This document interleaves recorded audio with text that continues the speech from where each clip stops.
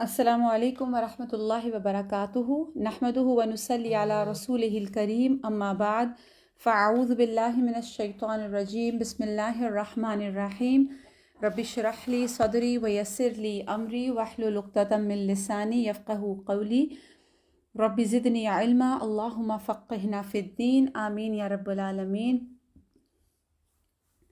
اللہم صلی علی محمد وعلی آل محمد کما صلیت علی ابراہیم وعلی آل ابراہیم انک حمید مجید۔ اللہم بارک علی محمد وعلی آل محمد کما بارکت علی ابراہیم وعلی آل ابراہیم انک حمید مجید۔ جی، اربعین نووی کے سلسلے میں آج ہم جو حدیث پڑھیں گے وہ ہے حدیث نمبر 5۔ بسم اللہ الرحمن الرحیم۔ الحدیث الخامس، پانچویں حدیث، عن ام المؤمنین ام عبداللہ عائشہ رضی اللہ عنہا قالت قال رسول اللہ صلی اللہ علیہ وسلم من احدث فی امرنا هذا ما لیس منہ فہو رد، رواہ البخاری وروایت المسلم لمسلم من عمل عملا لیس علیہ امرنا فہو رد۔ ٹرانسلیشن دیکھ لیتے ہیں۔ عن ام المؤمنین، ام المؤمنین، ام عبداللہ، ام عبداللہ، عائشہ رضی اللہ عنہا، اللہ ان سے راضی ہو، قالت فرماتی ہیں، قال کہا، رسول اللہ صلی اللہ علیہ وسلم نے، من جس نے، احدث ایجاد کیا، فی امرنا ہمارے کام میں، ہذا اس میں، ما جو، لیسا نہیں ہے، منہ اس میں سے، فہوا تو وہ، اس میں سے مراد کیا ہے، یعنی دین کا حصہ نہیں ہے، فہوا تو وہ، ردن ریجیکٹڈ ہے، وہ رد کیا گیا ہے۔ اس کو بخاری نے روایت کیا ہے، اور اسی طرح وفی روایت المسلم، اور مسلم کی روایت میں آتا ہے، من جس نے، عمل کیا، عملاً کوئی عمل، لیسا نہیں ہے، علیہ اس پر، امرنا ہمارا حکم، فہوا ردن تو وہ رد کیا گیا ہے، ریجیکٹ کیا گیا ہے، ایکسیپٹڈ نہیں ہے۔ تو اب ذرا حدیث کی وضاحت دیکھ لیتے ہیں۔ سب سے پہلے تو یہ کہ یہ پہلی حدیث ہے جو کسی خاتون سے روایت ہو رہی ہے، ورنہ اب تک جو ہم نے احادیث پڑھی وہ 4 احادیث جو تھیں وہ مردوں سے روایت کی گئی ہیں۔ اور روایت کون کر رہا ہے؟ ان ام المؤمنین، ام المومنین، نبی کریم صلی اللہ علیہ وآلہ وسلم کی تمام ازواج ہماری مائیں ہیں، اور ان کو یہ ماں کا درجہ، یہ سٹیٹس اللہ سبحانہ و تعالیٰ نے دیا۔ جیسے قرآن میں آتا ہے نا کہ تمام مومنین جو ازواج ہیں وہ کون ہیں؟ وہ مومنین کی مائیں ہیں۔ تو ام المومنین جو ہے یہاں پر کنیت ہے، جو تمام ازواج مطہرات کی کنیت ہے، یہ اسپیسیفکلی حضرت عائشہ کی نہیں، ام المومنین تمام ازواج مطہرات کو کہا جاتا ہے جو بھی رسول اللہ صلی اللہ علیہ وآلہ وسلم کی بیویاں ہیں۔ اور اس کے بعد حضرت عائشہ کا نام آتا ہے، اور ام عبداللہ جو ہے وہ بھی حضرت عائشہ کی کنیت ہے، اور حضرت عائشہ کی اپنی تو کوئی اولاد تھی ہی نہیں، اور حضرت عائشہ کی چونکہ کنیت بھی نہیں تھی، تو آپ نے رسول اللہ صلی اللہ علیہ وآلہ وسلم سے ایک مرتبہ کہا کہ باقی ازواج کی کنیت ہے جبکہ میری کوئی کنیت نہیں، تو آپ صلی اللہ علیہ وآلہ وسلم نے پھر ان کو کہا کہ آپ اپنے بھانجے کے نام پر اپنی کنیت رکھ لیں۔ اور ضروری نہیں کہ جو کنیت ہوتی ہے عربوں کے ہاں وہ کوئی ایسا نہیں ہے کہ اس میں اولاد ہی ہو تو کنیت ہوگی۔ جیسے ہمارے ہاں ہم ایک بہت مشہور نام سنتے ہیں، ابو ہریرہ۔ تو ہریرہ کسے کہتے ہیں؟ ہر جو ہے وہ بلی کے بچے کو کہتے ہیں، اور ابو کا مطلب ہے والد۔ اور ابو ہریرہ کی عادت تھی کہ انہوں نے اپنی ایک آستین بہت بڑی سی رکھی ہوتی تھی، اور اس آستین میں ہر وقت ایک بلی کا بچہ جو انہوں نے پالا ہوا تھا وہ موجود ہوتا تھا، تو اسی کی وجہ سے ان کا جو نام اور ان کی جو کنیت تھی وہ ابو ہریرہ ہو گئی۔ تو یہاں پر حضرت عائشہ کی چونکہ کوئی اولاد نہیں تھی، اور انہوں نے ایک مرتبہ رسول اللہ صلی اللہ علیہ وآلہ وسلم سے اس خواہش کا اظہار کیا کہ میرا بھی دل کرتا ہے کہ میری کوئی کنیت ہو، تو آپ صلی اللہ علیہ وآلہ وسلم نے حضرت عائشہ کی کنیت ان کے بھانجے حضرت زبیر کے نام پر رکھ دی، اور عبداللہ بن زبیر، اور جن کے بارے میں ہم نے کل بھی پڑھا تھا، جو حضرت اسماء کے بیٹے تھے۔ اور تو یہاں پر حضرت عائشہ کی کنیت کا ذکر ہے کہ ان ام المومنین ام عبداللہ عائشہ رضی اللہ عنہا. اب حضرت عائشہ جو ہے یہ ان کا ذاتی نام ہے، اور یہ کون ہے؟ الحمدللہ ہم سب اس کو جانتے ہیں کہ حضرت عائشہ سب سے پہلے یہ کہ ام المومنین میں سے ہیں، اور پھر نبی کریم صلی اللہ علیہ وآلہ وسلم کی زوجہ ہیں، حضرت ابو بکر صدیق کی بیٹی ہیں. کم عمری میں ان کی شادی ہوئی اور 9 سال کی عمر میں رخصتی ہوئی. چھوٹی عمر کے باوجود یہ بہت میچور تھیں، اور انہوں نے رسول اللہ صلی اللہ علیہ وآلہ وسلم کی زندگی تک جو احادیث روایت کی ان کی تعداد بہت زیادہ ہے. فقیہہ تھیں، اور حضرت ابو ہریرہ کے ساتھ اکثر ان کا ایک مقابلہ رہتا تھا. تو جیسے حضرت ابو ہریرہ سے بھی انہوں نے کہا نا ایک مرتبہ کہ کیا بات ہے ابو ہریرہ، میں اور تم رسول اللہ صلی اللہ علیہ وسلم کے ساتھ رہے، لیکن ایسا کیا وجہ ہے کہ تمہاری احادیث کی جو روایت کرنے کی تعداد ہے وہ میری احادیث سے زیادہ ہے؟ تو حضرت ابو ہریرہ نے ان کو جواب دیا کہ جب آپ رسول اللہ صلی اللہ علیہ وآلہ وسلم کے لیے بناؤ سنگھار کر رہی ہوتی تھی، میں وہ وقت بھی جو ہے وہ علم کے لیے لگاتا تھا، اور میں اس دوران بھی احادیث جمع کر رہا اور روایت کر رہا ہوتا تھا. تو بہت ہی فقیہہ خاتون تھی، اور یہ فرماتی ہیں کہ رسول اللہ صلی اللہ علیہ وآلہ وسلم نے فرمایا، من جس نے احدث ایجاد کیا، فی امرنا ہمارے کام نے، ہذا اس کام میں، ما لیس منہ جو اس میں نہیں، فہو رد تو وہ ریجیکٹڈ ہے. یعنی جس نے ہمارے اس دین میں کوئی ایسی چیز نکالی جو اس میں نہیں تھی تو وہ رد کر دی گئی، وہ ریجیکٹڈ ہے. اور مسلم کی روایت میں آتا ہے جس نے کوئی سا بھی عمل کیا، ایسا عمل جس پر ہمارا حکم موجود نہیں، تو وہ حکم مردود ہے. یہاں پر حدیث میں لفظ آ رہا ہے احدثہ. تو احدثہ جو لفظ ہے اس کا مطلب ہے نیو، جدید، کوئی نئی چیز ایجاد کرنا، یعنی کوئی نئی چیز پیدا کرنا جو پہلے موجود نہیں تھی. مراد کیا ہے کہ رسول اللہ صلی اللہ علیہ وآلہ وسلم کے زمانے میں آپ کی موجودگی میں ہوتے ہوئے خواہ آپ نے کچھ کام ایسے ہیں جو خود کیے، کچھ بول کر بتائے، اور کچھ کام ایسے ہیں جن پر آپ نے خاموشی اختیار کی یا ان کو اپروو کیا، تو وہ تو کام ہو گئے، وہ تو ایکسیپٹڈ ہوں گے.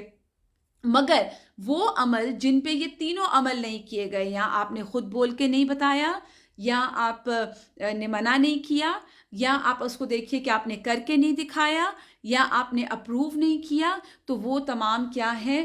بدعت. اور بدعت کیا چیز ہے؟ یہ ایک تو بہت ہی ہمارے معاشرے میں اگر آپ یہ لفظ استعمال کر لیں تو یہ بہت ہی سخت لفظ مانا جاتا ہے، لیکن ہم پہلے اس کا لفظی مطلب دیکھیں گے. بدعت کا مطلب ہے ابتدا سے یہ لفظ نکلا ہے. جیسے قرآن میں ایک آیت آتی ہے بدیع السماوات، بدی کا مطلب ہے ابتدا کرنا، ایسی چیز جو پہلے موجود نہیں تھی مگر اس کو بنا لیا گیا. وہ وجود نہیں تھا اس کا، لیکن وہ وجود میں آ گئی. جو پہلے ایگزسٹ نہیں کرتی تھی پھر بنا لیا گیا. تو یہاں پر مراد یہ ہے کہ ایسی چیز جو دین میں موجود نہیں تھی، اور اگر کوئی اس کو دین میں لے آتا ہے اور اس کو دین کا حصہ سمجھ لیتا ہے، کوئی ایسی چیز جاری کرتا ہے جو اس دین میں نہیں، تو وہ بات، وہ عمل مردود ہے، ریجیکٹڈ ہے. اور جیسے احدثہ کا میں نے آپ کو بتایا کہ وہ لفظ جو شخص کوئی اپنی طرف سے کوئی چیز جاری کرے. اور فی امرنا سے مراد کیا ہے؟ ہمارے اس دین میں. کون سا دین؟ جسے اللہ سبحانہ تعالیٰ نے ہمارے لیے منتخب فرمایا. اور پھر حدیث کیا کہتی ہے؟ ما لیس منہ، ایسا عمل جو دین کے منافی ہو، مخالف ہو، یا وہ ایسا عمل ہو جس کو دین اپروو نہیں کرتا. اور دین کہاں سے آیا؟ دیکھیے، دین میری اور آپ کی مرضی سے نہیں آیا. دین کہاں سے آیا ہے؟ اللہ سبحانہ وتعالیٰ کی طرف سے، اور اس کے بعد رسول اللہ صلی اللہ علیہ وآلہ وسلم نے وہ ہم تک پہنچایا. تو یہ جو دین ہم پریکٹس کر رہے ہیں، یہ جو قرآن جس پر ہم عمل کرتے ہیں، یہ مین میڈ نہیں ہے، یہ اللہ سبحانہ وتعالیٰ کی طرف سے نازل کرتا ہے. اور اس چیز میں اللہ نے کسی انسان کو اختیار نہیں دیا، ایون نبی کو بھی اختیار نہیں دیا گیا. تو ایک صحابی نے ایک مرتبہ آپ صلی اللہ علیہ وآلہ وسلم سے ایک دعا سنتے ہوئے سیکھ رہے تھے، وہ ایک دعا، اور رسول کے لفظ کی جگہ نبی کا لفظ استعمال کیا. تو آپ صلی اللہ علیہ وآلہ وسلم نے وہیں ان کو روک دیا. حالانکہ بات تو ایک ہی تھی. لیکن جب آپ صلی اللہ علیہ وآلہ وسلم نے وہیں ان کو روکا اور ان کی اصلاح فرمائی کہ جو لفظ بولا جا رہا ہے اس کو بعین ایسے ہی ادا کرو، کیونکہ آپ صلی اللہ علیہ وآلہ وسلم یاد رکھیے اپنی مرضی سے تو کوئی بات نہیں کرتے تھے، آپ جو بھی بات کرتے تھے وہ اللہ کے حکم کے مطابق اور اللہ کی بتائی ہوئی وحی کے مطابق ہوتی تھی۔ ایون اگر جو احادیث مبارکہ بھی آتی ہیں، آپ صلی اللہ علیہ وآلہ وسلم کا کوئی بھی عمل ہے وہ آپ صلی اللہ علیہ وآلہ وسلم کی اپنی مرضی سے نہیں ہوتا تھا۔ وہ کیسے ہوتا تھا؟ وہ اللہ کے اذن سے اور اللہ کے حکم سے ہوتا تھا۔ جیسے ایک مرتبہ صحابہ کرام کے بیچ میں یہ بھی اٹھی بات کہ کچھ صحابہ نے کہا کہ بعض صحابہ جو آپ صلی اللہ علیہ وآلہ وسلم کی مجلس میں بیٹھ کے لکھ رہے ہوتے تھے تو ان کو کہا گیا، ان کے ساتھیوں نے کہا کہ آپ ہر بات آپ لوگ مت لکھا کریں، کیونکہ کئی مرتبہ آپ قرآن بتاتے ہیں اور کئی دفعہ آپ کچھ اور بات کر رہے ہوتے ہیں، تو کہیں دونوں احادیث اور قرآن مکس اپ نہ ہو جائے۔ تو رسول اللہ صلی اللہ علیہ وآلہ وسلم نے ان کو روکا، اور جب صحابہ نے ان سے پوچھا آپ صلی اللہ علیہ وآلہ وسلم نے ان کی اصلاح فرمائی اور آپ نے کہا کہ لکھو، میری زبان سے جو بھی نکلتا ہے، جو لفظ بھی ادا ہوتا ہے وہ حق ہے، یعنی آپ صلی اللہ علیہ وآلہ وسلم وحی کے علاوہ کوئی بات نہیں کرتے تھے۔ اور اسی کی کنٹینیوشن میں ہم کچھ آیات کو دیکھتے ہیں کہ اصل میں دین یا دین کے احکامات اگر قرآن میں آئے ہیں تو ان کے بارے میں ہمیں کیا سکھایا گیا۔ جیسے اللہ سبحانہ تعالیٰ سورہ الانعام میں فرماتے ہیں ما فرطنا فی الکتاب من شیء، اللہ فرماتے ہیں ہم نے کتاب میں کسی چیز کے بیان کرنے میں کوتاہی سے کام نہیں لیا۔ اسی طرح سورہ نساء میں فرماتے ہیں فَإِن تَنَازَعْتُمْ فِي شَيْءٍ فَرُدُّوهُ إِلَى اللَّهِ وَالرَّسُولِ، اور اگر تم کسی چیز میں اختلاف کرو تو اسے اللہ اور اس کے رسول کی طرف لوٹا دو۔ اور پھر اسی طرح فرمایا قرآن میں سورہ الانعام میں وَأَنَّ هَذَا صِرَاطِ مُسْتَقِيمًا فَاتَّبِعُوهُ وَلَا تَتَّبِعُوا السُّبُلَ فَتَفَرَّقَ بِكُمْ عَنْ سَبِيلِهِ، یعنی کیا فرمایا کہ بے شک یہ میرا راستہ ہے، سیدھا راستہ، بس تم اسی کی پیروی کرو اور دوسرے راستوں کی پیروی نہ کرو، ورنہ وہ تمہیں سیدھے راستے سے جدا کر دیں گے۔ اور یہ جو حدیث ہم نے ابھی پڑھی یہ اسی سلسلے میں ہے، کیا کہ انسان بسا اوقات جہالت میں اور دین سے بے خبری میں ایسے اعمال شروع کر دیتا ہے جس کو بظاہر وہ نیکی سمجھتا ہے، اور یہ سب سے خطرناک بات ہے بدعت کی کہ انسان بدعت کی اصلاح نہیں کر سکتا، بدعت کو ٹھیک نہیں کر سکتا۔ کیوں؟ کیونکہ بدعت کس نام پہ کی جا رہی ہوتی ہے؟ نیکی کے نام پر۔ اور قرآن میں اللہ فرماتے ہیں ان الدین عند اللہ الاسلام، بے شک اللہ کے ہاں پسندیدہ دین صرف اسلام ہے۔ اور پھر ایک اور جگہ فرمایا وَمَن يَبْتَغِ غَيْرَ الْإِسْلَامِ دِينًا فَلَن يُقْبَلُ مِنْهُ وَهُوَ فِي الْآخِرَةِ مِنَ الْخَاسِرِينَ، یعنی جو شخص اسلام کے علاوہ کوئی دوسرا دین یا مذہب اختیار کرے گا وہ اس سے ہرگز قبول نہ کیا جائے گا، اور ایسا شخص آخرت میں خسارہ پانے والوں میں سے ہوگا۔ تو انسان بعض اوقات اپنی کمزوری کی وجہ سے، جہالت کی وجہ سے، اپنے لا علمی کی باعث نہیں جانتا کہ اللہ کن کاموں سے راضی ہوتا ہے، اللہ کن کاموں سے ناراض ہوتا ہے۔ تو اللہ کی رضا کے کام اور اللہ کی ناراضگی کے کام سارے قرآن میں بتا دیے گئے۔ اسی لیے انسانوں کے لیے دین، مذہب اور جو بھی لائف سٹائل ابھی میں نے آپ کو بتایا وہ اللہ سبحانہ تعالیٰ نے خود مقرر کیا۔ اللہ نے کسی انسان کے ہاتھ میں نہیں چھوڑا کہ وہ کسی انسان کی عبادت کو متعین کرے کہ فلاں شخص جو ہے وہ یہ عبادت کرے گا تو وہ اللہ کا مقرب ہوگا۔ اللہ سبحانہ تعالیٰ نے یہ کام کسی کے ہاتھ میں، ایون نبی کے ہاتھ میں بھی نہیں دیا۔ نبی تو پہنچانے والا ہے، اصل میں دین کو متعین کرنے والا کون ہے؟ شریعت کو متعین کرنے والا کون ہے؟ اللہ رب العزت۔ قرآن میں ایک آیت آتی ہے الَّيَوْمَ أَكْمَلْتُ لَكُمْ دِينَكُمْ وَأَتْمَمْتُ عَلَيْكُمْ نِعْمَتِي وَرَضِيتُ لَكُمُ الْإِسْلَامَ دِينًا، آج ہم نے تمہارے لیے تمہارا دین مکمل کر دیا۔ یہ اتنی بڑی نعمت ہے، یہ اتنی بڑی بلیسنگ ہے، اور یہ اتنی بڑی خبر دی جا رہی ہے، اور فرمایا تم پر اپنی نعمت پوری کر دی۔ دو چیزیں یہاں پر آ رہی ہیں کہ دین مکمل ہو گیا اور نعمت اسلام تم پر پوری کر دی گئی، اور تمہارے لیے اسلام کو بطور دین پسند کیا۔ تو اب سیکھنے کی بات کیا ہے کہ دین اللہ سبحانہ و تعالیٰ نے خود مکمل کر کے بھیجا ہے۔ دین میں کوئی ایڈیشن یا کوئی نعوذ ایسی کمی بیشی نہیں رہ گئی، کیونکہ جب ہم اپنی طرف سے کوئی چیز ایڈ کرتے ہیں، اگر کوئی شخص اپنی طرف سے دین میں کسی بات کا اضافہ کر لے تو گویا ایسا شخص، اس کی کیا سوچ ہے کہ وہ دین کو نعوذ باللہ کم سمجھ رہا تھا، اس کو لگ رہا تھا کہ یہ میرے شایان شان نہیں، یا میں اس میں زیادہ ایڈ کر سکتا ہوں، یا میں اس کو کم کر لوں گا تو بہتر ہوگا۔ عموماً کمی تو نہیں کرتے، لیکن اس میں زیادتی لے آئی جاتی ہے نا۔ تو دین میں یاد رکھیے، کوئی چھوٹی کوئی بڑی بات نہیں چھوڑی گئی، پورا پورا مکمل طور پر دین نازل ہو چکا، اور دین کا معاملہ دراصل لوگوں کی آخرت بیس کرتی ہے اس پہ۔ اس وجہ سے اس معاملے کو لوگوں کے ہاتھ میں نہیں چھوڑا گیا، بلکہ اس کو اللہ رب العزت نے اپنے ہاتھ میں رکھا اور خود دین ترتیب دیا۔ اور دیکھیے، لوگوں پر بوجھ ڈالنے کا اختیار اور دین کو ترتیب دینے کا اختیار نہ میرے پاس ہے نہ آپ کے پاس، جیسے میں نے آپ کو بتایا کہ اللہ کی طرف سے ہے۔ اور یہ آیت جب ایک یہودیوں نے جب یہ آیت سنی تھی تو انہوں نے حضرت عمر رضی اللہ تعالیٰ عنہ سے کہا تھا نا کہ اے امیر المومنین، آپ کی کتاب میں ایک آیت ہے، اور وہ آیت اگر ہم پر نازل کی جاتی تو ہم اس کو اپنے لیے عید کا دن بنا لیتے۔ اب یہ ایسا انہوں نے کیوں کہا حضرت عمر سے؟ کیونکہ اس میں اتنی بڑی گڈ نیوز دی جا رہی ہے کہ نمبر 1 دین مکمل ہے، نعمت تمام ہو گئی، اور سلیکٹڈ دین کون سا ہے؟ دین اسلام۔ اور اب جب کوئی انسان اس کو ناقص سمجھتا ہے نعوذ باللہ، اور آپ یہ دیکھیے کہ جب کوئی بدعت کر رہا ہوتا ہے، کوئی نئی چیز ایجاد کر کے دین کے نام پر، اس میں عموماً لوگ یہ بھی کہتے ہیں اچھا جی گاڑی بھی تو پھر بعد کی ایجاد ہے، اچھا یہ اسپیکر جس میں آپ بات کرتے ہیں یہ بھی آج کی ایجاد ہے، یہ موبائل فون بھی آج کی ایجاد ہے۔ تو اس کو بھی ہم کلیئر کر لیتے ہیں کہ یہ موبائل فونز ہو گئے، یہ تمام اسپیکرز ہو جاتے ہیں، یہ گاڑی ہو گئی، یہ ایئر کنڈیشن ہو گیا، یہ تمام چیزیں کیا ہیں؟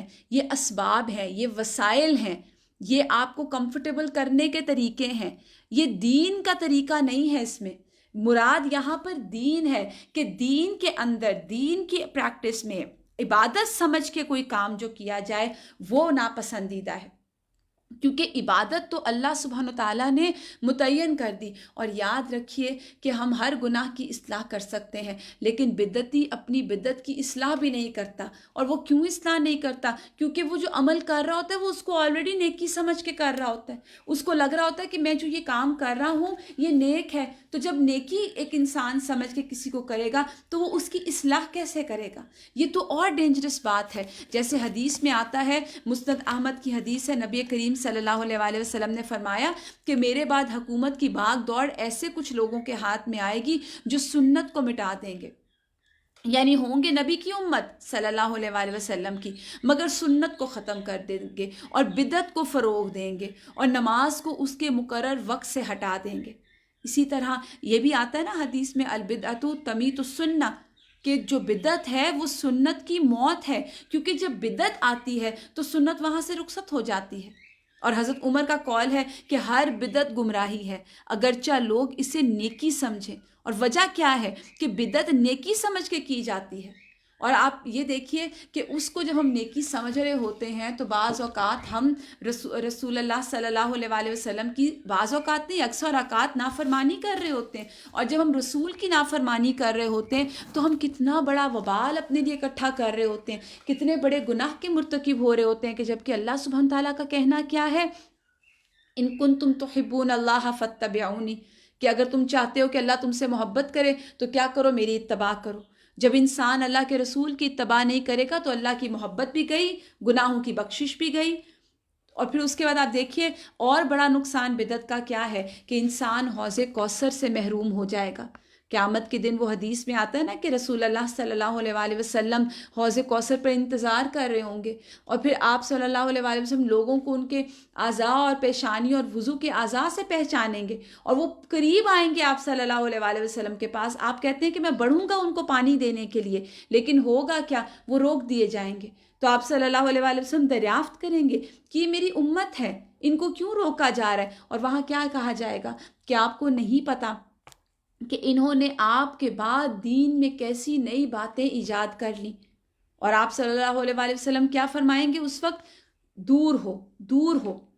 تو یہ بدعت جو ہے یہ معمولی بات نہیں ہے. وہ جیسے حضرت علی کا ایک واقعہ آتا ہے نا کہ ایک مرتبہ حضرت علی عیدگاہ میں نماز پڑھانے کے لیے داخل ہوتے ہیں اور وہاں پر ایک بزرگ جو تھے وہ نماز ادا کر رہے تھے، نوافل پڑھ رہے ہوں گے غالباً.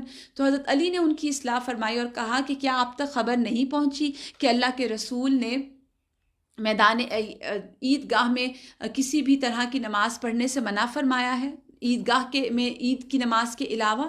تو انہوں نے کہا تو کیا ہوا، میں کوئی کون سا غلط کام کر رہا ہوں؟ تو حضرت علی نے بھی بہت حکیمانہ جواب دیا کہ واقعی آپ غلط تو نہیں کر رہے، لیکن اللہ آپ کو ان نوافل پہ شاید نہ پکڑے مگر اللہ کے رسول کی نافرمانی پہ ضرور پکڑ لے گا. اصل میں جب ہم بدعت کرتے ہیں یا ہم کوئی ایسی چیز جو دین میں اللہ کے رسول نے نہیں کی، صحابہ نے نہیں کی، اور ہم جب اس کو کرتے ہیں تو ہمارے پاس بیسک جواب کیا ہوتا ہے، تو کیا ہوا، میں کوئی غلط بات تو نہیں کر رہا. وہ بات بالکل آپ غلط بات نہیں کر رہے، لیکن جب رسول اللہ صلی اللہ علیہ وآلہ وسلم کی نافرمانی کی جائے گی تو کیا وہ غلط بات نہیں ہوگی؟ اور پھر جس چیز کی دین میں کوئی بنیاد نہیں، اللہ کے رسول نے اس کی اجازت نہیں دی، اور اس کو خود ہم نیکی سمجھتے ہوئے دین کا حصہ بنا لیں اور اس کو ثواب سمجھیں، تو یہ گمراہی ہے. اصطلاح شریعت میں ایسا ہی عمل بدعت کہلاتا ہے. اور نبی کریم صلی اللہ علیہ وآلہ وسلم نے بہت مرتبہ اپنی زندگی میں بھی اس کی مذمت فرمائی، اس کے ہولناک انجام سے ڈرایا. ہر خطبے کا آغاز آپ کیسے کرتے تھے؟ وَشَرَّ الْأُمُورِ مُحْدَثَتُهَا وَكُلَّ مُحَدَّثَةٍ بِدْعَةٌ وَكُلَّ بِدْعَةٍ ضَلَالَةٌ. بے شک دین میں نئے کام سب سے برے ہیں اور ہر نیا کام بدعت ہے اور ہر بدعت گمراہی ہے. اور ایک روایت میں یہ بھی الفاظ ہیں وَكُلَّ ضَلَالَةٍ فِي النَّارِ، اور ہر گمراہی کا انجام جہنم ہے.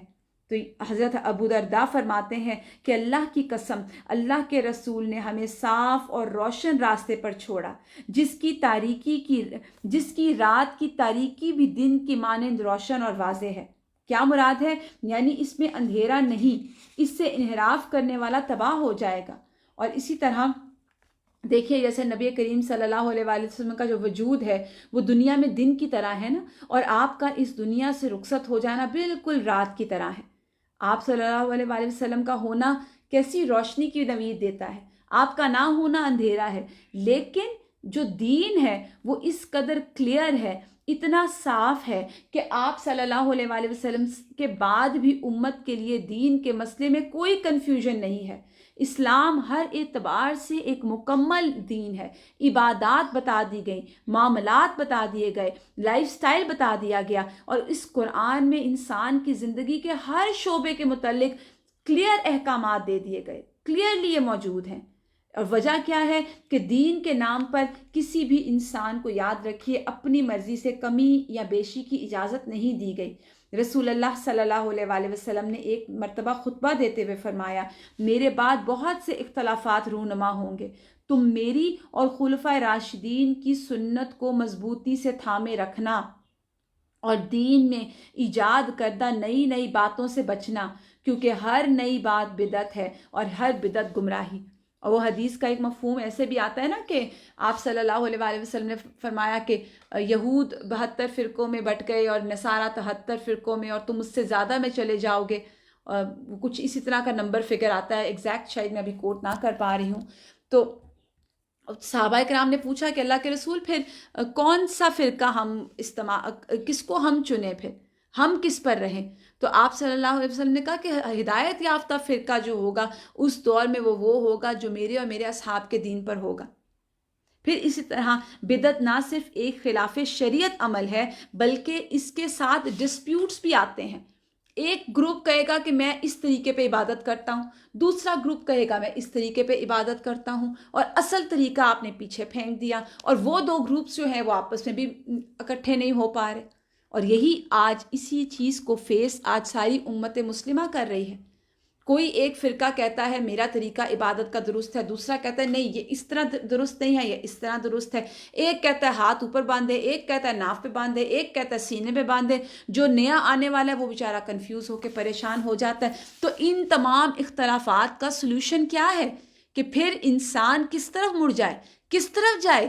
اللہ کے رسول کے طریقے کے اوپر. کیونکہ نماز کے بارے میں تو کلیئرلی کہا گیا کہ نماز اس طرح پڑھو جس طرح تم مجھے پڑھتے دیکھتے ہو. اور اب اس کے اندر بھی امت کے اندر اس قدر اختلافات، رفع الیدین کرنا چاہیے کہ نہیں کرنا چاہیے، سجدہ عورتوں کا کیسا ہوگا، سجدہ مردوں کا کیسا ہوگا، اور بالکل ہم جو ہے وہ سنت سے دور ہو گئے. اور جو سنت سے دور ہوئے، بدعت اندر آئی تو سنت بالکل ہی سائڈ پہ ہو گئی. آج آپ دیکھیے ہم رسول اللہ صلی اللہ علیہ وآلہ وسلم کے نام پر قربان ہوتے ہیں، ہم آپ کے نام پر جان لینے دینے کی باتیں کرتے ہیں، لیکن جہاں سنت کو فالو کرنے کی بات آئے وہاں ہم نے کیسے کیسے نئی نئی چیزیں بنا لی نا، اور کیسے دین کو نقصان پہنچایا. ابو ہریرہ اور حسان بن عطیہ رحمہ اللہ سے منقول ہے کہ جس قوم نے کوئی بدعت ایجاد کی تو ان سے اسی قدر سنت اٹھا لی جاتی ہے، پھر اللہ تعالیٰ قیامت تک اس سنت کو لوگوں کی طرف نہیں لوٹاتا. تو یہ بہت ڈرانے والی بات ہے کہ جہاں بدعت آئے گی سنت وہاں سے رخصت ہو جائے گی. اور وہ سنت کے بارے میں تو آتا ہے نا کہ جیسے صحابہ کرام کے بارے میں آتا ہے کہ وہ دیوانہ وار سنتوں کی پیروی کرتے تھے. ہم نے بارہا اس کو ڈسکس کیا. جیسے ایک مرتبہ حضرت عبداللہ بن عمر، یہ تو بہت ہی زیادہ مشہور ہیں سنتوں کو فالو کرنے میں، حضرت عمر کے بیٹے تھے. اور ایک مرتبہ رسول اللہ صلی اللہ علیہ وآلہ وسلم کے ساتھ جنگل میں کہیں جا رہے تھے، اور ایک جگہ بانسری کوئی بجا رہا تھا. تو حضرت عمر کے بیٹے جو ہیں حضرت عبداللہ بن عمر، انہوں نے یہ اللہ کے رسول صلی اللہ علیہ وآلہ وسلم کے ساتھ تھے. تو رسول اللہ صلی اللہ علیہ وسلم کے کانوں میں جب بانسری کی آواز پڑی تو آپ نے اپنے کانوں پر ہاتھ رکھا اور آپ وہاں سے تیز سے چل کے چلے گئے. آپ صلی اللہ علیہ وآلہ وسلم کے ساتھ ہیں عبداللہ بن عمر. اب یہ واقعہ مکمل ہو گیا. اس کے بعد آپ صلی اللہ علیہ وسلم کی وفات کے بعد بھی، آپ کی وفات کے بعد بھی حضرت عبداللہ بن عمر جب اس راستے سے گزرتے تھے اسی طرح کانوں پر ہاتھ رکھ کے دوڑتے تھے. کیوں؟ کہ میں نے اللہ کے رسول کو اس طرح کرتے دیکھا اس راستے پر. ایک حدیث سناتے ہیں عبداللہ بن عمر، اور ان کی عادت ہے کہ وہ اس حدیث کو سناتے ہوئے اپنے کرتے کا بٹن کھول لیتے. پوچھا گیا کہ اچھا آپ ایسا کیوں کرتے ہیں؟ تو جواب ملا کہ جب میں نے اللہ کے رسول کو سے یہ حدیث سنی تو وہ اس طرح تھے، ان کی کرتے کا بٹن کھلا ہوا تھا. دیوانہ وار صحابہ اپنے نبی کی سنتوں کو فالو کر رہے ہیں، اور آج ہم نبی کے لیے جان دینے اور لینے کے لیے تیار ہیں، لیکن نبی کی سنتوں کو اپنانے پہ ہمیں بہت مشکل ہوتی ہے. دین ہم نے اپنی مرضی کا بنا لیا. اور پھر آپ دیکھیے کہ اسی طرح وہ ایک دفعہ آتا ہے نا کہ ایک جنگ میں صحابہ کرام تھے اور ان کو سمجھ نہیں آ رہی تھی کہ کیا وجہ ہے، ہم بار بار اٹیک کر رہے ہیں اور ہم جیت نہیں پا رہے. اور اس میں پھر انہوں نے ریئلائز کیا کہ کوئی سنت تو نہیں جو ہم سے چھوٹ رہی. تو انہوں نے اس بات کو ریئلائز کیا کہ مسواک کرنے کی سنت جو ہے وہ ہم سے چھوٹ رہی ہے. تو سب نے درخت سے مسواکیں اتاری اور دانت گھسنا شروع کر دیے. تو جب دشمن نے دیکھا کہ یہ مسلمان آج دانت گھس رہے ہیں تو وہ ایک دم گھبرا گئے، اور وہ سنت انہوں نے کی. اور وہ اتنی مرتبہ جب اٹیک کر کے وہ فتح نہیں کر پا رہے تھے وہ علاقہ، کہ وہ جب انہوں نے اس سنت کو اپنایا، اس کے بعد جب انہوں نے اٹیک کیا تو وہ جیت گئے، وہ مارکا سر کر لیا. تو یہاں پہ جو ابو ہریرہ کی بات ہے، یہ چھوٹی بات نہیں ہے کہ کسی قوم نے کوئی بدعت ایجاد نہیں کی. تو جس قوم نے کوئی بدعت ایجاد کی تو ان سے اسی قدر سنت اٹھا لی جاتی ہے، پھر اللہ تعالیٰ قیامت تک اس سنت کو لوگوں کی طرف نہیں لوٹاتا. اس تفصیل سے دیکھیے ہمیں بدعت کی شناخت کرنی ہے، ہمیں واضح کرنا ہے کہ بدعت جو ہے وہ ایک ریجیکٹڈ عمل ہے. حدیث کلیئرلی بتا رہی ہے ہمیں، اور جہنم میں داخل کا سبب بن سکتا ہے. کیوں؟ کیونکہ دیکھیے جب ہم کوئی گناہ کرتے ہیں تو ہمیں پتہ ہے کہ ہم گناہ کر رہے ہیں، ہم اس کی اصلاح کر لیں گے. لیکن بدعت تو شیطان کیسے کرواتا ہے انسان سے؟ یہ کہہ کے کہ یہ نیکی کا کام ہے. تو نیکی کے کام میں انسان پھر ناراضگی کی امید نہیں رکھتا، وہ اللہ کی رضا کی امید رکھتا ہے. تو یہاں پر یہی بتایا گیا کہ جو شخص ہمارے دین میں کسی ایسی بات کو جاری کرے گا جو دین میں نہیں ہے تو وہ بات یا وہ عمل وہ مردود ہے، وہ ریجیکٹڈ ہے. اور پھر آپ دیکھیے کہ اس میں ایک اور دو ڈویژنز کی گئی ہیں. کچھ لوگ جو ہیں وہ کہتے ہیں جی بدعت حسنہ بھی ہوتی ہے اور بدعت سیئہ بھی ہوتی ہے. بدعت سیئہ کہتے ہیں بری بدعت کو، اور بدعت حسنہ کہتے ہیں اچھی بدعت کو. تو یاد رکھیے ایسی کوئی ٹرمز نہیں ہے. بدعت خواہ سیئہ ہو یا حسنہ ہو وہ بدعت ہے، اور بدعت کا مطلب ہے ابتدا کرنا، اس کو سٹارٹ کرنا، وہ ایسی چیز جو آپ صلی اللہ علیہ وآلہ وسلم نے نہ کی ہو اور آپ کے بعد صحابہ نے بھی بالکل نہ کی ہو، اور رسول اللہ صلی اللہ علیہ وآلہ وسلم کے ارشاد کے ساتھ ہی ہم اس سیشن کو انشاءاللہ کنکلوڈ کریں گے۔ کل بدعت ضلالہ کل الضلالۃ فی النار، ہر بدعت گمراہی اور ہر گمراہی کا انجام جہنم ہے۔